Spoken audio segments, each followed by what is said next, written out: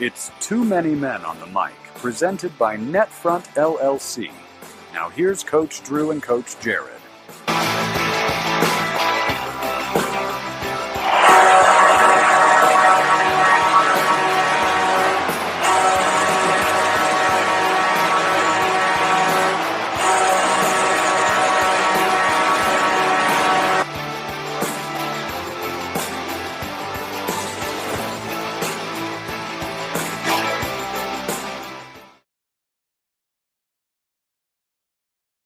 And that song's growing on me. I mean, it's April. This is our first show of April 2026, and we have a great one. We're at the end of hockey season. We're at the beginning of spring hockey.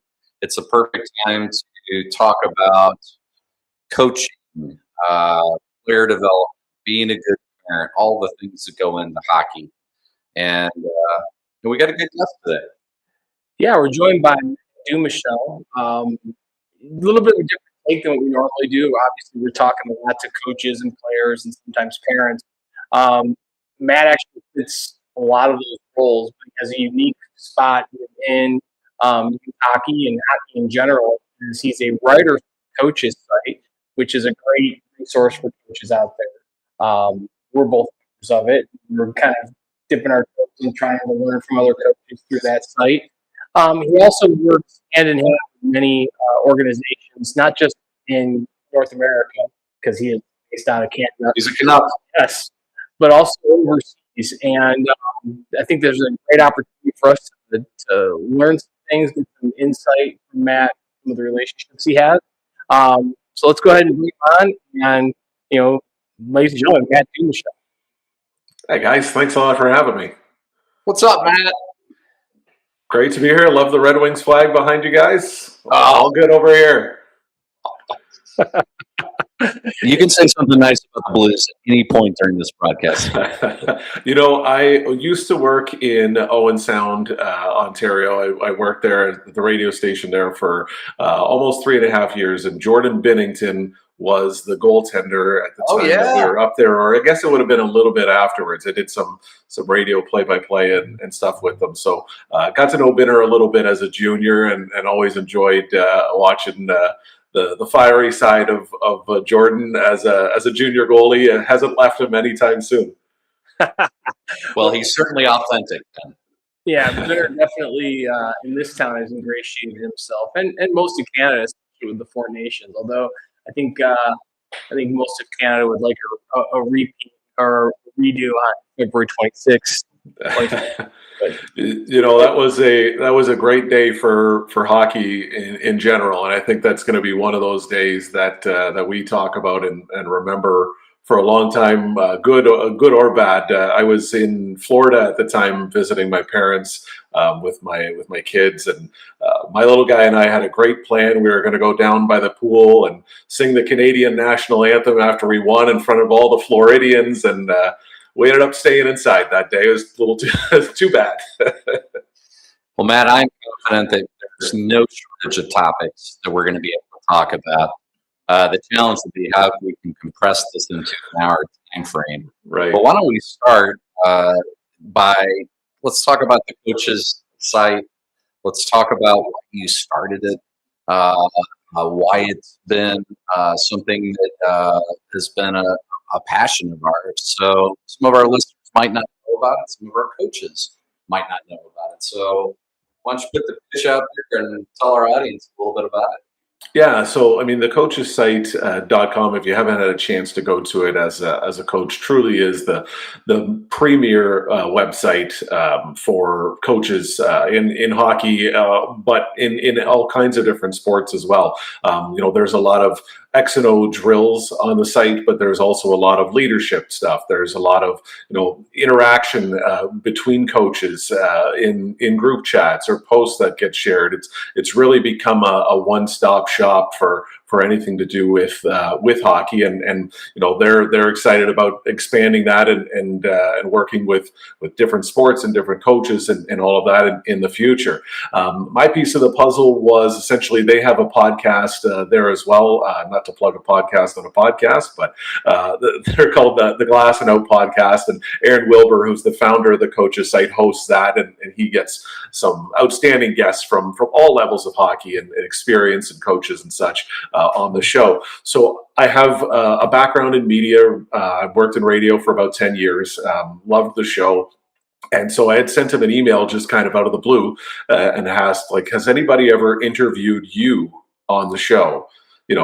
Not just as I'm Aaron Wilbur, I'm the founder of the Coaches site, look what I've done, but you have had one-on-one conversations with more high-level coaches maybe than anybody through the years that you've done the Glass and Out podcast, like just through osmosis and pure conversation. You've probably learned so much that you could share just upon reflection. So we were fortunate enough to have that conversation. I still laugh about it to the day. I was recording the show, and I'm right outside my kitchen window at the time at an older place that I lived at. And the sky is black. Like, I mean, it is about to rain dogs and cats and hail and everything else you can think of. And halfway through the show, all I'm thinking to myself is, if the power goes out here, this guy's going to think, like, who the heck is this guy? Never going to call this guy again. But everything stayed online at least. And then afterwards, he had asked if I had ever done some writing, and fortunately it had. And he had said that we're looking at doing this idea called Hockey Factories, where we do in-depth looks at some of the biggest programs in the world from a development perspective. Would that be something you're interested in? Obviously, an incredible opportunity, and it truly has been one of the great blessings that I've had in my time working and being involved in sports, getting to do Hockey Factories. So we've done 15 of them so far, and that is, I hop on Zoom calls and I'm talking to a U13 coach or a head coach of a first team or anybody in between, parent, equipment manager, minister. We talked when we did Shattuck St. Mary's. So we've done 15 of them now in Sweden, Finland, Germany, Latvia, Canada, the US, Switzerland, all over the world. And the idea behind it was, twofold. And, what is it that Frölunda in Sweden does that makes Frölunda, right? Like, how are they that big in that community? How are they that huge and successful in that country, in the continent, in the world? And then what is something that they're doing, or what are things that they have built into their philosophy that I can do in Windsor, Ontario, where I am, or you can do in St. Louis, or, the biggest centers to the smallest centers, trying to find little wins. It's the art of stealing is the art of coaching, right? So we're just trying to find different things that we can bring ideas, strategies that these clubs do that perhaps you could do at home. And I've been fortunate enough to have some awesome conversations with some incredible people I would have never met otherwise. And, getting to work with different organizations now and coaches and players and in a development setting or an organization setting is me taking what I've learned and trying to help create the best youth sports experience for every child that's involved in sport, whatever sport that may be. I love it. You just coined an ism. The art of stealing is the art of coaching. Yeah. So we're going to add that to our ism list of the show. Great. So as we look at the Coaches site, and kind of many of these, whether it's Coach Them or whether it's Huddle or some of these other sites, app, they tend to always gravitate, even USA Hockey to some degree, gravitates towards the higher level kids, the elite level kids, or the emerging elite players. What makes your interactions different, or how are you trying to create an even playing field as you're talking to these different organizations and making it relatable to folks who are house wrecked, or maybe they're not quite certain of their path in hockey, and there's an opportunity to create a great experience. Why don't you talk a little bit about that? Yeah, I mean it's a great question, and it's something that I hold near and dear to my heart too. When I say, I want to help create an environment that supports every child that's involved, that means every child that's involved. That doesn't mean, we as organizations in general always will put a little extra effort into the elite programs or the A programs or select or whatever you end up calling it. But the 10,000 foot view that I'll talk about and try to bring in the different ideas when I'm presenting with groups and organizations and such is the 5%, right? Like if you've got one select team, I use my son as an example. He's an 8-year-old. He'll be 9 in May, and he's a hockey player, and he played house league this year. There's 4 teams of 15 kids in his league, but they're not getting anywhere near the same training, the same development structure, the same feel as the elite team that has 15 kids. So it's not to say we need to take anything away from the elite kids. The elite thing is a different topic entirely. But what I talk with organizations about it is really creating a feeder system within yourself as an organization, where if you are giving the coaches that are house league coaches structure, if you're giving them guardrails of what your expectations are this year, this year we are at U9, our big focus is skating. We want at the end of the year, every kid's strong skater forwards, every kid's feeling pretty good about themselves backwards. And every kid that's on your team this year needs to sign up next year because they had a great time this year.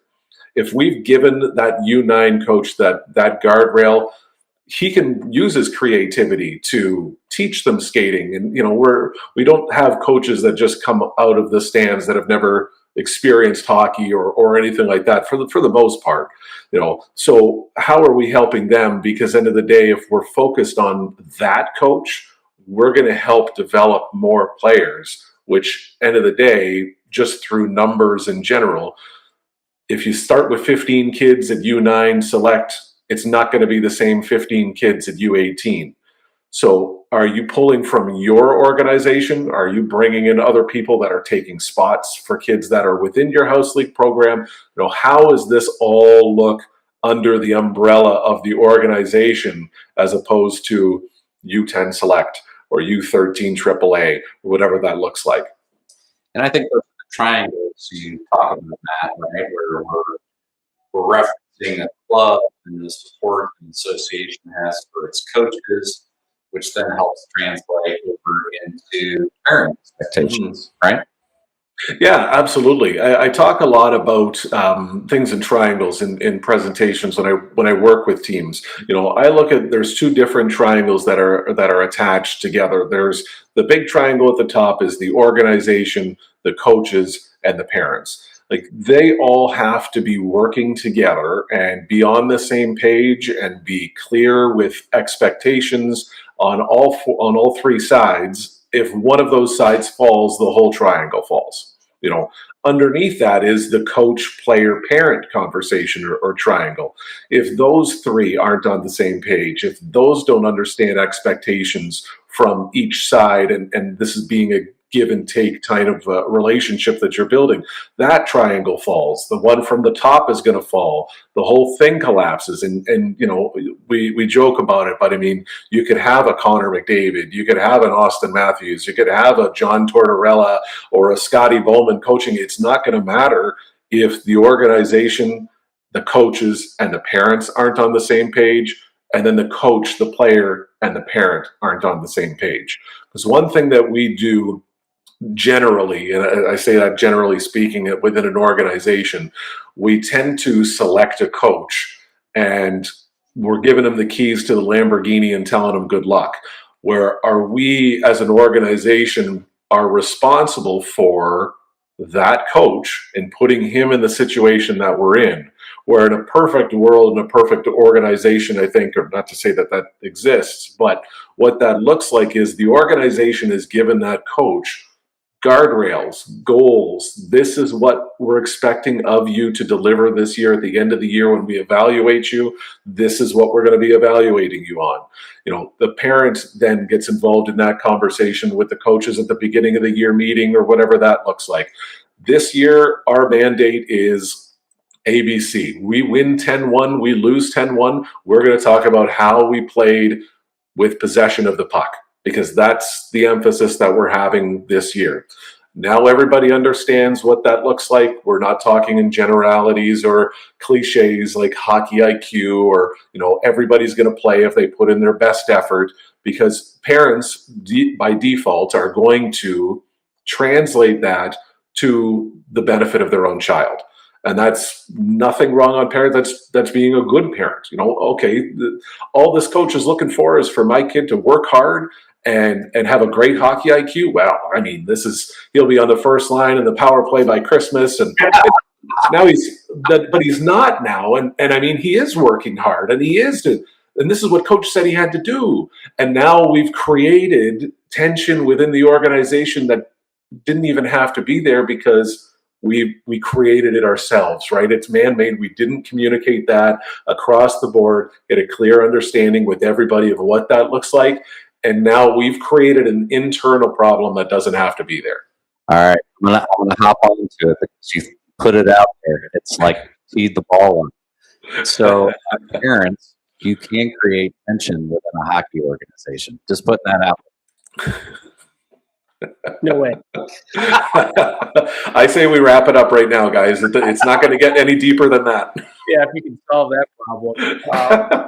Well, let's talk a little bit about your journey to this point. I think you've got a very unique way that you come into this sport that gives you some very unique perspective, not just as a parent, but as a person who works very closely with some high achieving organizations.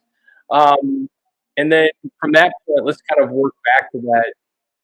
We call it, everything here is in threes. Hockey games in 3 periods. You want to score a hat trick, get 3 goals. Yes, and there's 3 zones. You've got parents, coaches, and players. And sometimes, There's 4 lines once you get older, not 3. but there's some Canadians that play with 2. There's three kids. There's 3 kids on a forward. But talk a little bit about your journey here as we wrap up this first segment. Yeah, for sure. So as I mentioned, my background is radio, and I had gotten into radio because of sports. I grew up, in Windsor, Ontario. We can see Detroit from where we are. I grew up listening to Ernie Harwell call Tiger games.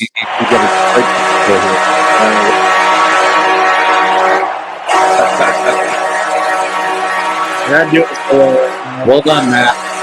You're not doing so well. We don't hear that horn very much in March. That's the problem. Yeah. March. See the Red Wings. Yeah, but that was it. I always grew up listening to Ernie Harwell call Detroit Tiger games. When I was a kid, to me, that's still the voice of baseball is Ernie Harwell. It'll never change. And that was what had kind of gotten me interested in that. So I worked in radio always with the intention of working in sports. I was very fortunate for what the radio industry is to work 10 years, co-hosted a morning show for almost 5 years until they told me that I didn't anymore. And at that point, I had said, well, I've always wanted to cover sports. I'll always want to be involved in sports. I started working on the team sides. There was a basketball team that launched in Windsor, where it was. Started working with them. We won 2 championships to start that. I worked with a pro baseball team and lived Bull Durham for a summer, riding the buses from one place that we'd never heard of to another place we'd never heard of. And it was one of the best summers of my life. And then I started working in hockey. I worked with a junior C team and a junior B team, and then I got on with the Leamington Flyers, who are now in the OJHL, and was with them for 6 years. We won a Sutherland Cup together, first time in franchise history, which was an incredible experience. Well, thank you. We're still celebrating that one.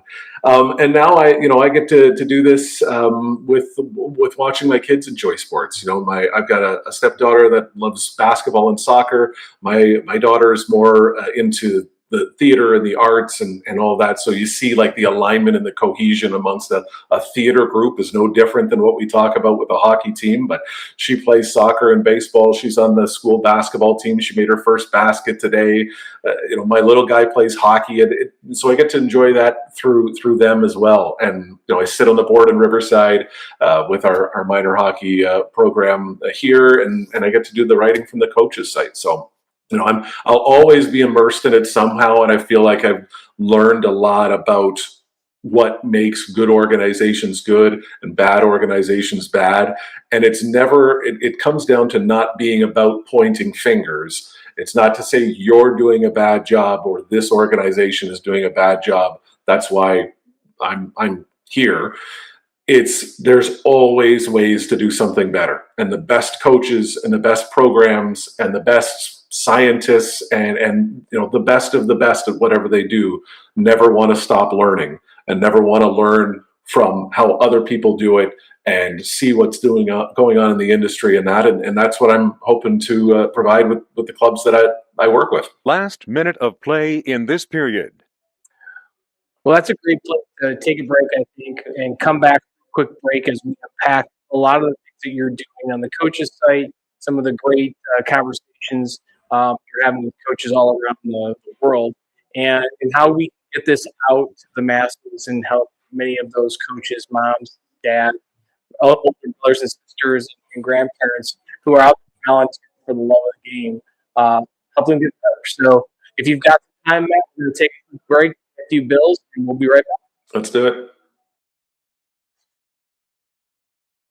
Just because the winter weather is coming to an end doesn't mean the hockey stops. So sign up for your team with Big Bear Tournaments for one or more of their spring 2026 events. Starting April 24th through May 15th, join them at any of the prime spring locations, which include Chicago, Ann Arbor, Detroit, Washington, D.C., and Lake Tahoe.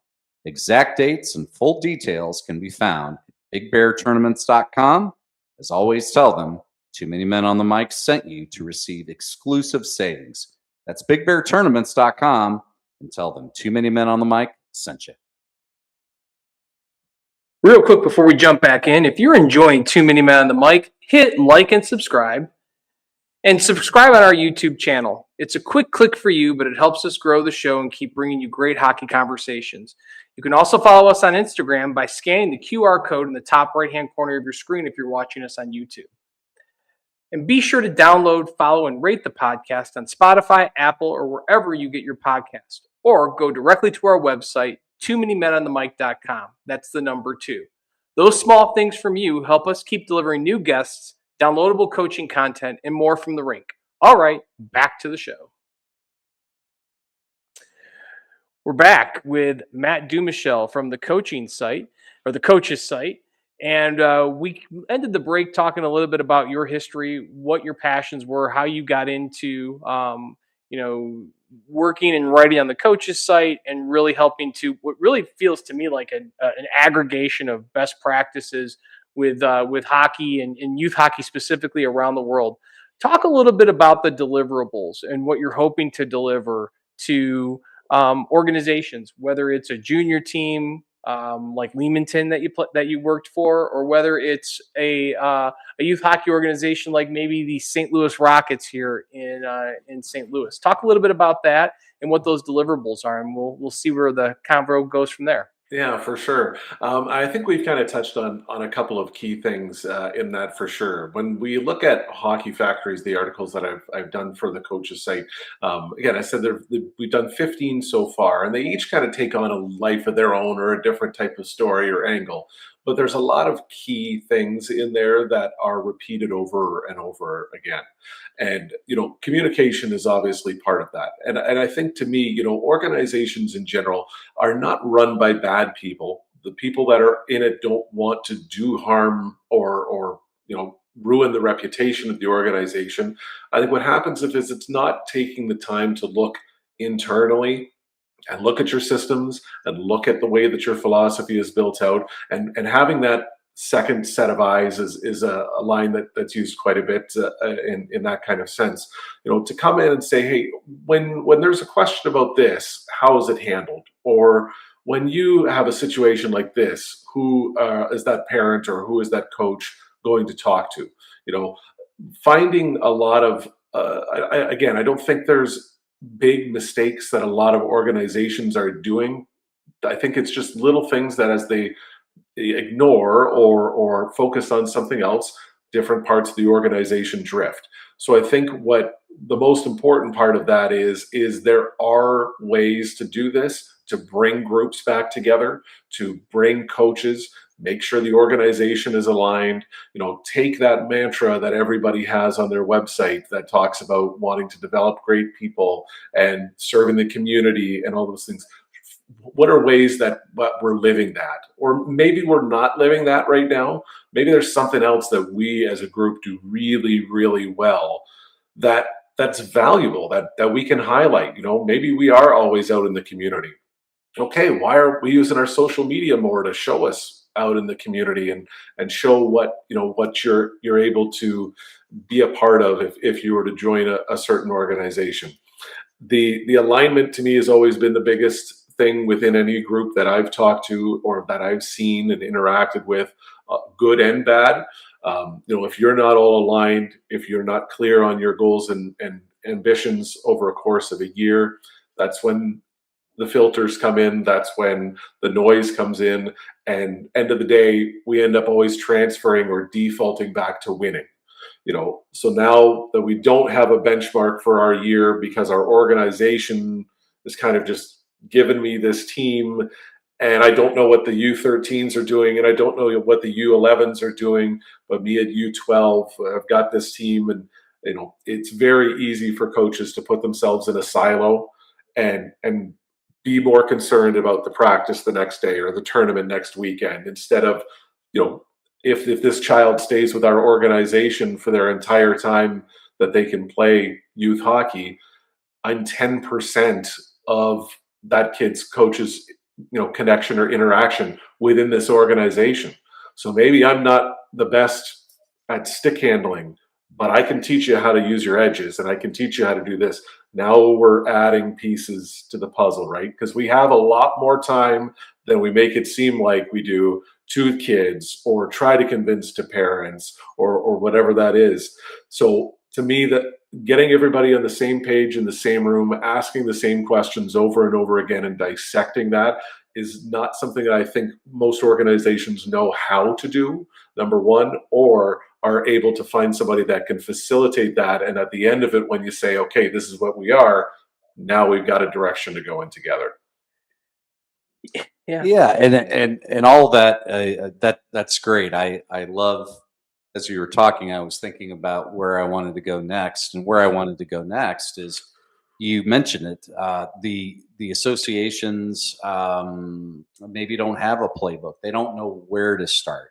So is part of what you do when you work with organizations coming in and helping them kind of get a plan together, so that an organization can have a plan and then can align coaches to the plan? It kind of seems to me like one has to come before the other, and maybe the association is the starting point, the first triangle, right?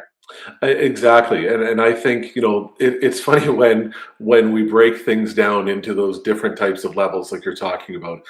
Each of them are so crucial to the other. I will be the first person to tell you that the coaches within an organization are what that organization is. No matter what, obviously there's no coaches, there's no game, but who those coaches are, how they carry themselves, what they represent, what they're teaching, like that's the whole thing. But in saying that, the organization above it, if it's not full of people that are pushing in the right direction, that have the right objectives, that have a mission in mind, that are, worried about long-term development, but also, yes, it's great that we were able to teach this kid how to shoot a backhand or dribble a basketball or throw a fastball. But at the end of the day, that kid is going to be somebody we're putting back into our community, that may be going to school here, that one day may open a business here, that may work for somebody at some point in their lives. One of the things that I presented, I kind of going off track with this too, but in the same sense, the 0.01% of the professional athletes in the world that are playing right now are probably not the best in their age group realistically. That's the second part of that is, of that group, when we talk about a youth sports organization or the players in general, 45 to 47% of them at some point in their lives are going to be parents. 92% of those people at some point in their lives are going to carry a full-time job. So they're either going to work for somebody, work with somebody, or, own a business and have many people working for them. So again, when I talk about having those organizations being able to examine that and break that down into what they are, you can build that out, and then your coaches can live that every day. And your parents and players, who are the ones that are investing the time and money and all of that, are reaping the benefits from a system that everybody understands and has been put together from the top to the bottom. Drew and I come from a unique perspective in that players, coaches, parents, we were also administrators for a youth hockey organization. We were both served on a board, and for the better part of almost a decade, 8 and 9 years, we ended as Drew left as president, I left as treasurer. What we have seen is the path is littered with good intentions, and it's understanding how to create a culture where parents can help to guide and bring their expertise to bear. But when we talk about accountability, how does an organization, what are the tools, what are the tactics we can employ to hold a volunteer coach accountable who's rushing to make a 5:30 practice after work so he or she can be on the ice with their kid and 12 other strangers' kids? And how do organizations lean in to support while also maintaining expectations? Like you said something earlier about, doesn't matter if we win or lose this year, but we want to make sure that we're playing a support game all season long. And if we can develop that, that's the win. How do organizations convince parents from all different walks of life who have all different mindsets and all different definitions of what success is like, and then push this organization forward? What tools and tactics can you use? Because what we've found is that you could have great intention and great environments early in the season, but then post Thanksgiving or post the holidays and Christmas and what have you, things the wheels fall off. Yeah, they That tends to happen. What are successful organizations doing that you can share with our listeners? Because we talk to and work with a lot of organizations ourselves. Mm-hmm. One of the key things to that, and when we talk about communication, again, it's a buzzword. It can mean anything. What does it actually look like? But you're communicating throughout the year with your coaches as an organization to get a feel of what temperature you feel in the room, what the parent group is like, who's coming to you with what, and at least having a sense of what that is. A few organizations that I work with, specifically in Europe, were big on surveys. And I know we have a thing here about surveys or something about it, in the idea that I'd love to say that I don't think this coach runs a great practice, but when I hit send, there goes my son or daughter's ice time immediately, right? The fear that you're going to say too much or whatever it is that is going to lend your less ice time to your kid, or the coach is going to hate your kid, or whatever it would be. But what they're able to do is use it as again a thermometer to see how the parents, how the players, how the coaches are feeling throughout the year. So you send these out 4 times a year. You send them out at the beginning of the year. How's everybody feeling coming into it? You send one out at Christmas. You send one out just before the playoffs, and then you send one out at the end of the year. It's almost the same questions. It's the same general idea. But the most important part of that, and this was something that was spoken to me from one of the programs that we did, Derail in Sweden, was, it's just as important what you do with the answers that you get than getting answers. We send out a survey to 15 people, maybe 7 of them, 8 of them, if you're lucky, send something back. 4 of them say it's the best coaching experience they've ever had. 4 say it's the worst coaching experience they've ever had. What are you doing with that information? If it doesn't mean anything to you, then you're asking the wrong questions. Right. How about being more intentional with your answer? A guy who's a big mentor to me and somebody that I've leaned on through this process is a guy named Rick Bracey, who's with the Edmonton Oilers and amateur scouting director. He had always told me that we have to deal in absolutes. Do you think your child is developing as a hockey player this year? Yes, no, why? Why do you say that? Because if you tell me it's because the coach runs a bad practice, that'll pique my interest. I'll see what else I see in some of the other answers. If the answer to the next question is also the coach, if the answer that, okay, now we're creating something, maybe we can consider this for what it is. And those questions are prescribed, tell me if I'm off here, based on the organization's objectives and their plan, right? So you're asking questions that align to your plan to confirm from your audience that you're supporting your plan. Right. At the beginning of the year when we had a parent meeting, this is what we told you we were. Right. We're just making sure that we are what we are, but we're also what we told you that we are, right? How is this shaping out for everybody? And finding that out different times throughout the year, because like you said, everybody's going to have a pretty positive outlook at the beginning of the year. Christmas will be decent enough. Playoffs, it's going to be, hardcore, and end of the year, Lord knows what you're going to get back. So again, what are you doing with the answers? I like the absolute, and I like right? the follow-up even more, and why. Yeah. Mm-hmm. So here's where I struggle a little bit, and let's get a little controversial. Let's talk. Here's where I struggle a little bit. As an organization, and then as an age group, as you look at each age group, and shouldn't there be standards that we first adhere to? So let's say at 6U, we're going to make sure that no matter how good your kid is, good with quotation marks for those of you listening to us on Spotify, quotation marks, or how not good your kid is at hockey, by the end of the year, we're going to be able to teach these kids how to hockey stop. By the end of the year, we're going to be able to teach them how to catch a pass from 10 feet away and make a 10-foot pass. By the end of the year, we're going to be able to have them be able to lift the puck when they shoot at 6U. Let's figure out where we have. So outcomes-driven planning. Correct. Mm-hmm. Now, we get to December. We put this survey out.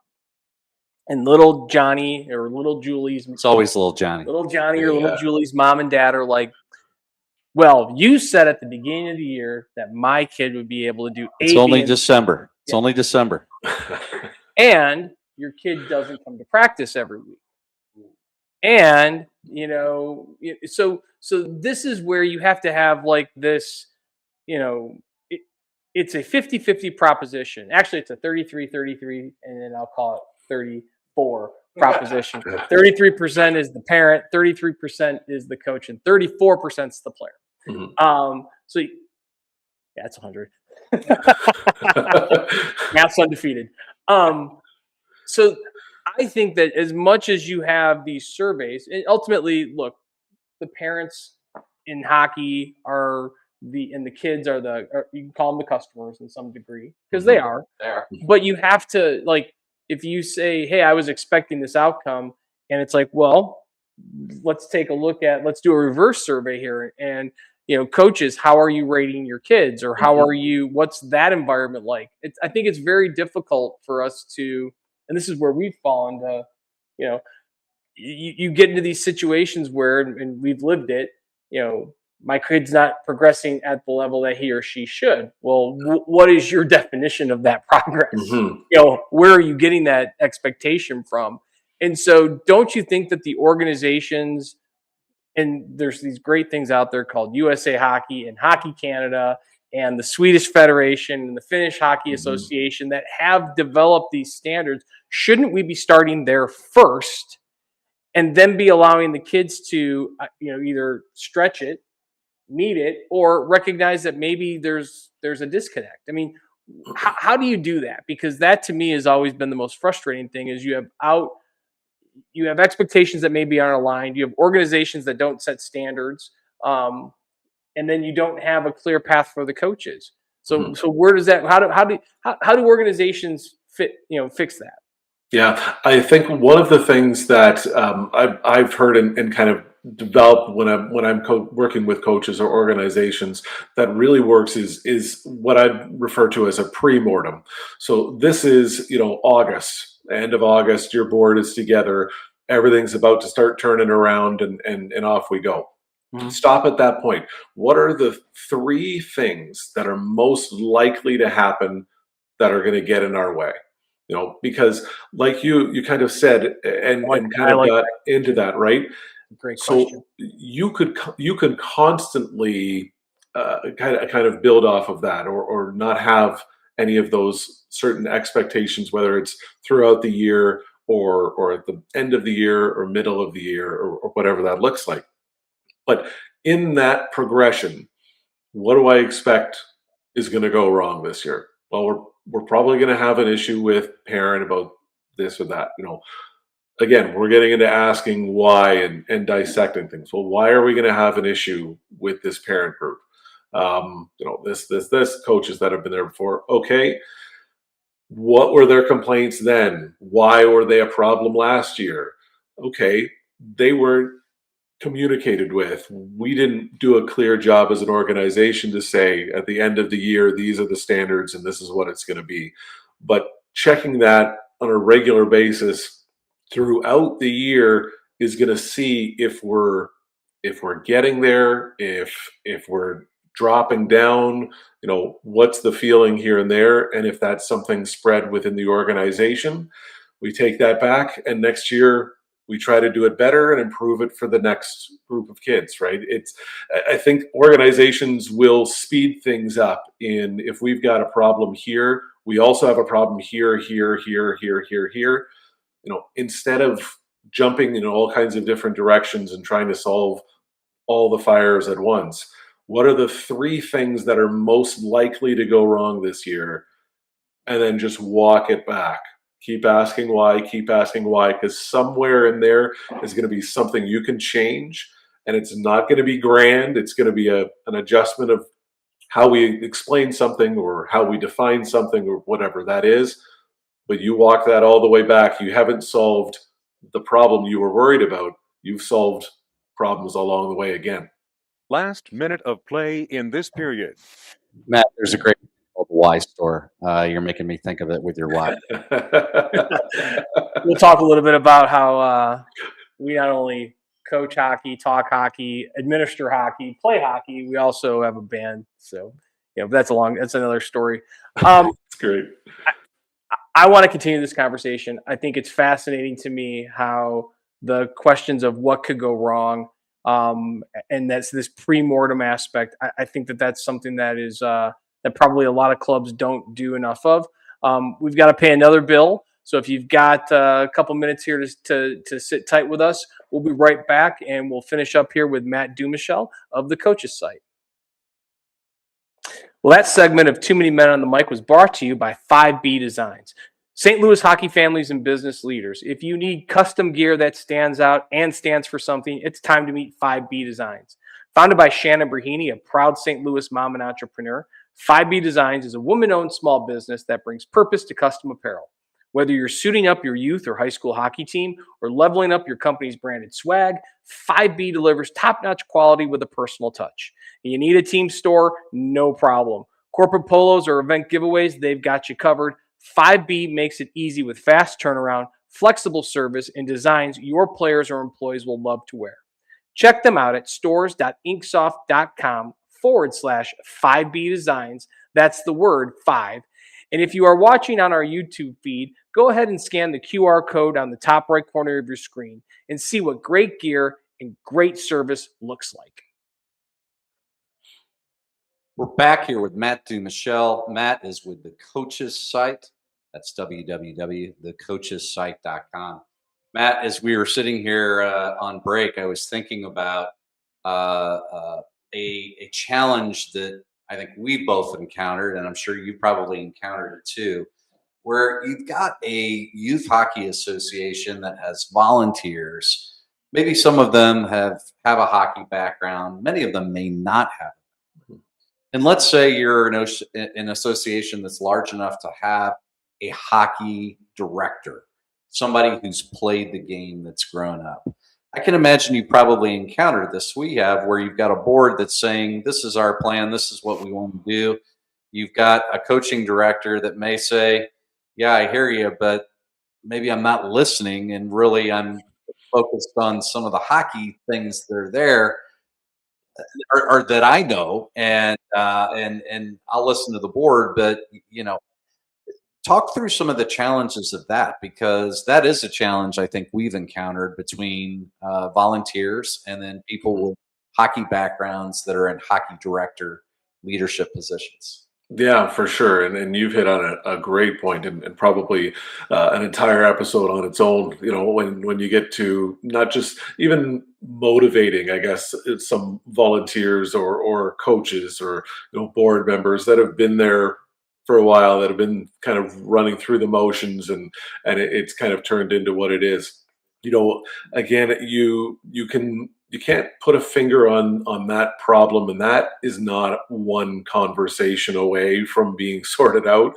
But the important thing that's in that too is again just kind of getting all the way back to the interest in even doing this.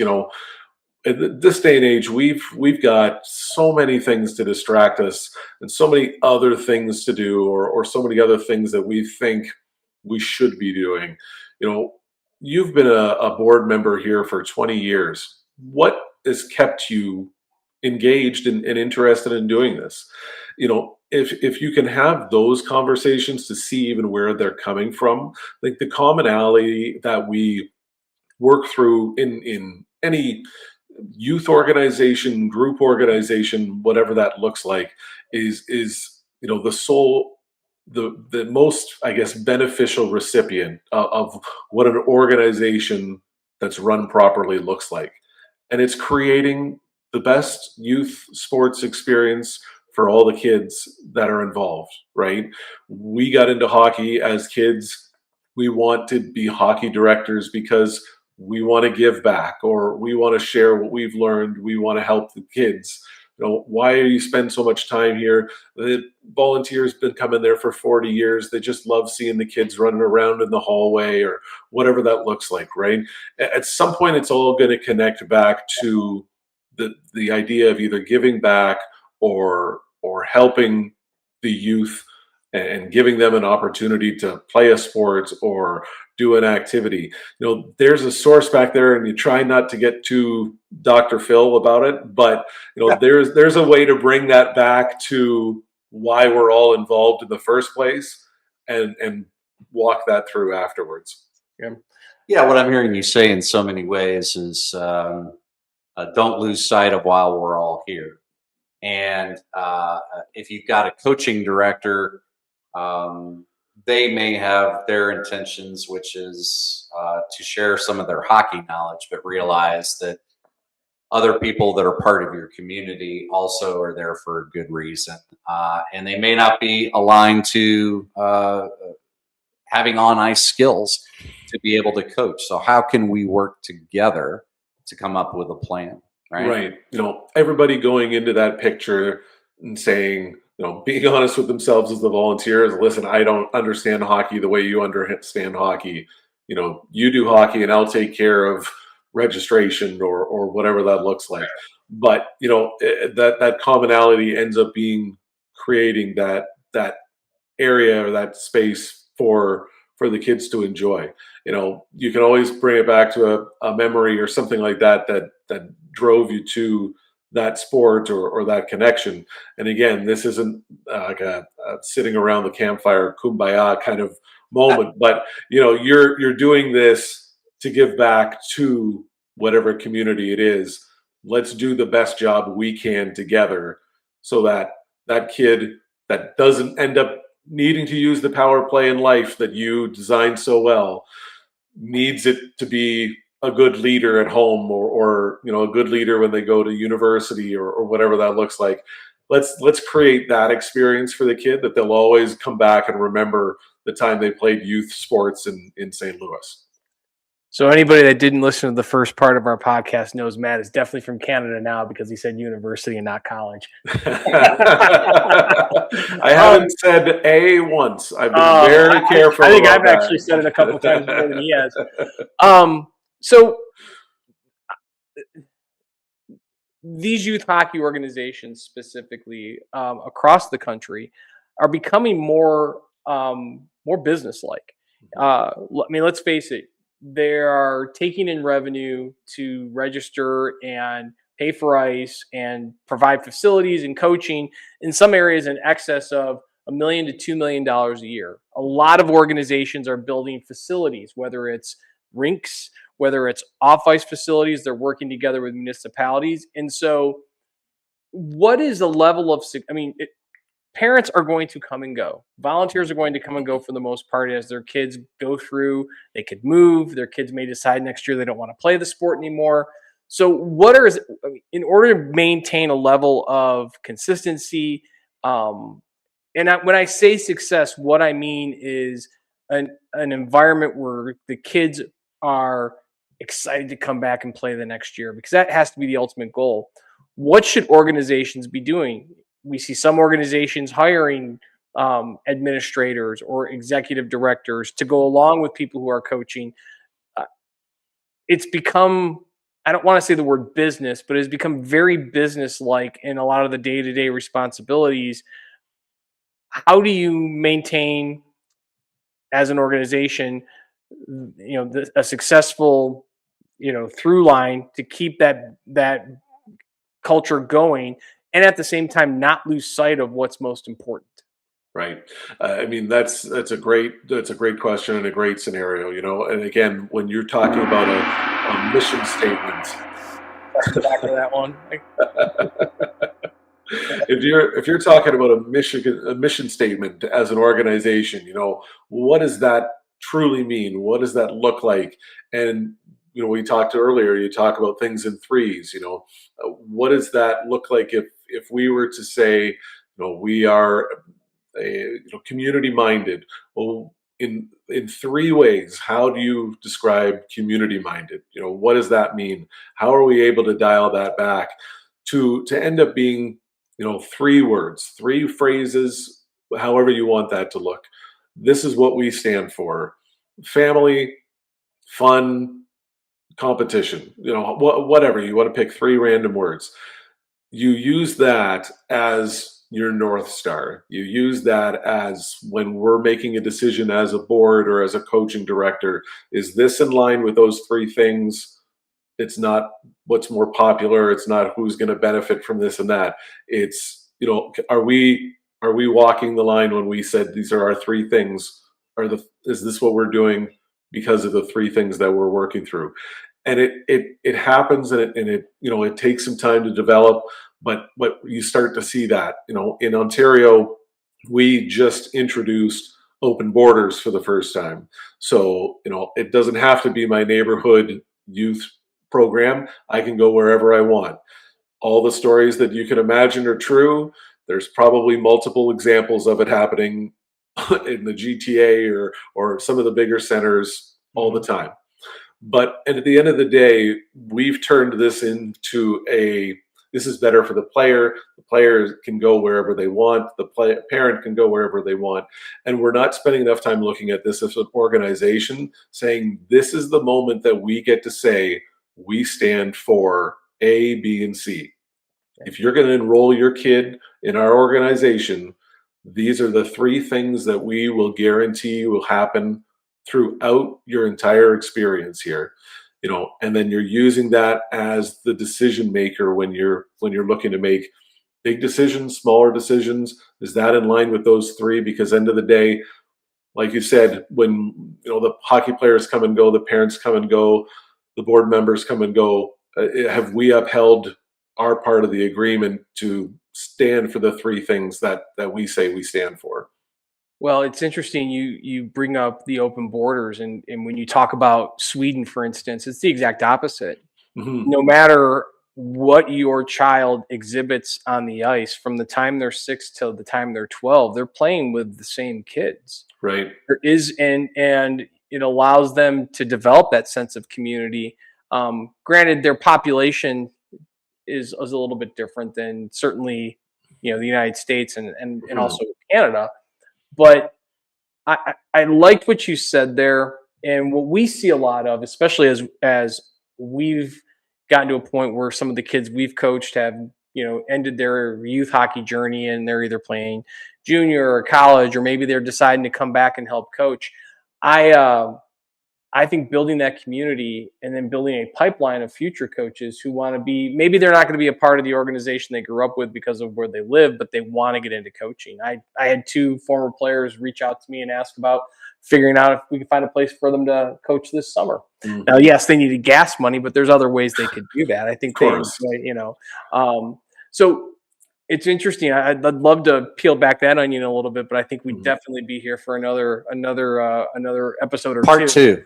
No, but I do want to say something on that, and it kind of ties in line, with that sense of pride, and when we talk about the logo on the front and all of that. One thing that I've always envied where I am, again in Windsor, Ontario, like I'm just across the border from Detroit. I'm 45 minutes from Ann Arbor. I grew up a state of Michigan boy from Ontario. Michigan's in 2 Final Fours right now. One's a Frozen Four, one's a Final Four. I knew it was coming. I'm just saying, it's wild. we might have their hockey puck sitting. There we go. That's great. That's very funny. But the one thing I've always envied is where you went to college is part of your DNA, right? It's part of your identity. Guys that went to Michigan, the most beautiful woman in the world could walk by, but if you find out she went to Michigan State, she falls on the radar pretty quick. My wife went to Michigan State. Let's not say Ohio State. We'll say Ohio State. Ohio State, perfect. So that's most beautiful woman in the world did go to Michigan State, for the record. So you already took her. So they're all gone. But it's the pride of what that stands for and what that means.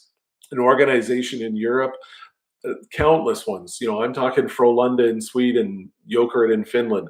They're talking about we hope that child grows up to that teenager, what have you, as somebody that enjoyed their time so much here that when they're older, maybe they want to volunteer coach.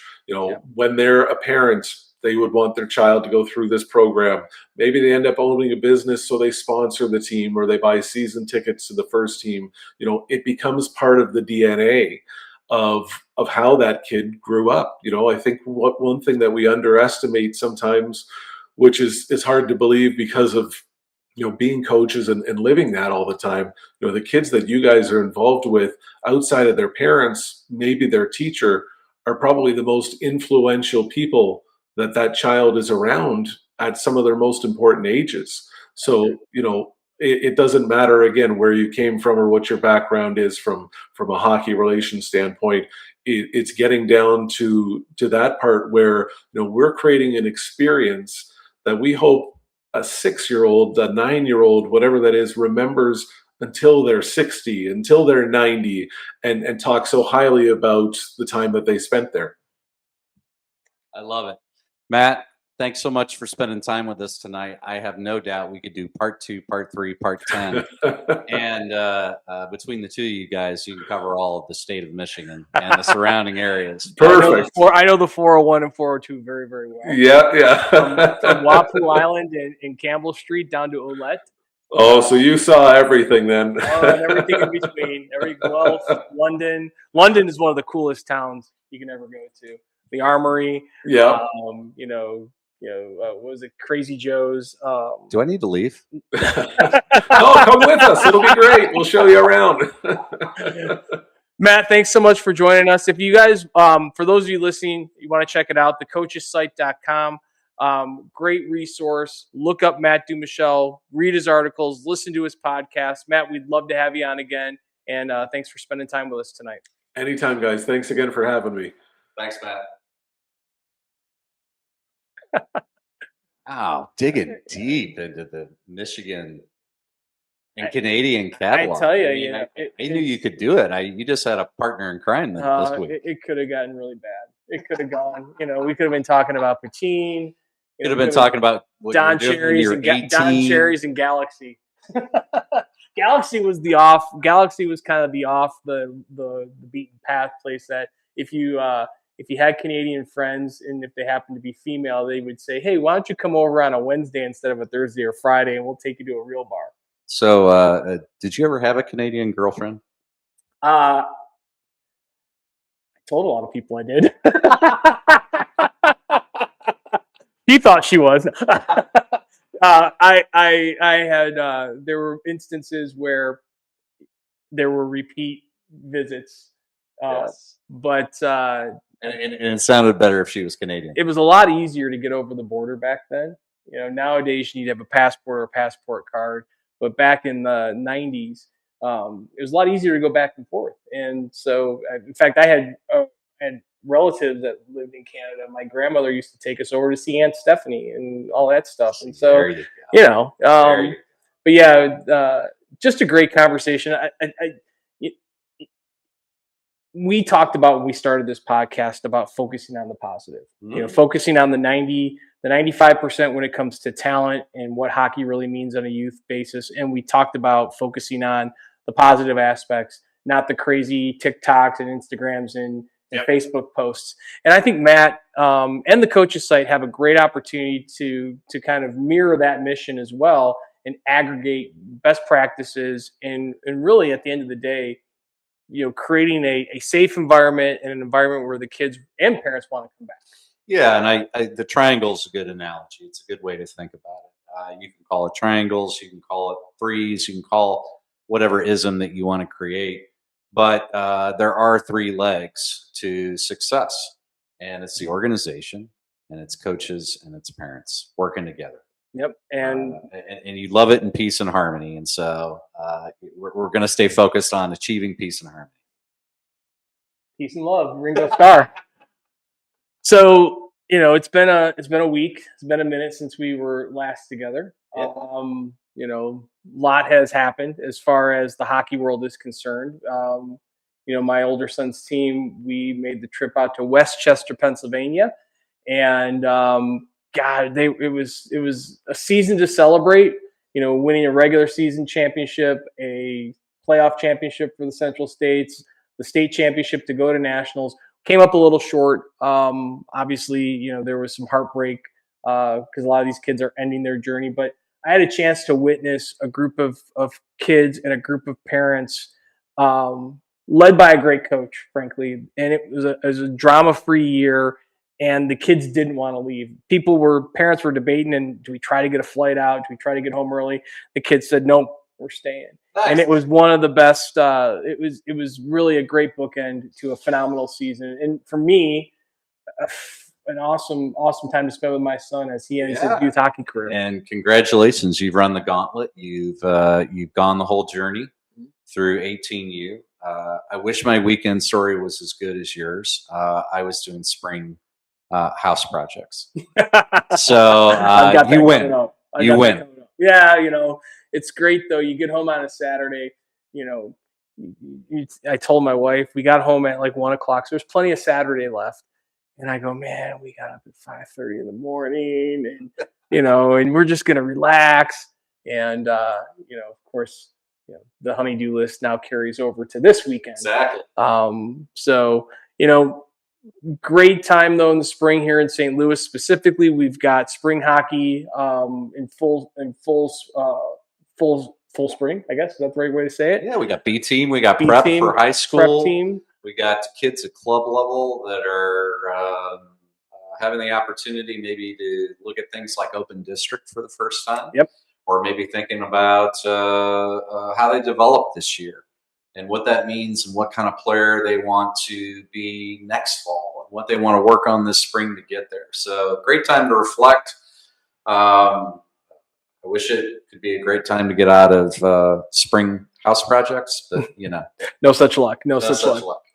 Well, Last minute of play in this period. we're at the end of the game. I think we've won this one again. Great guests again. Thanks again to Matt Dumouchelle from the Coaches site for joining us and talking all things hockey organization, hockey coaches, and culture. Coach, we've got a lot of things going on this week. I'm going to be on the ice a couple of times. We've got high school, Ladue B team, Ladue prep. Can't wait to take some of these great lessons that we learned and talked about today and put them in action. But with that, I think we are. Don't forget to follow us on Instagram. Go to our website, tooManyMenOnTheMic.com. That's the number 2. Go Blues. Go Blues.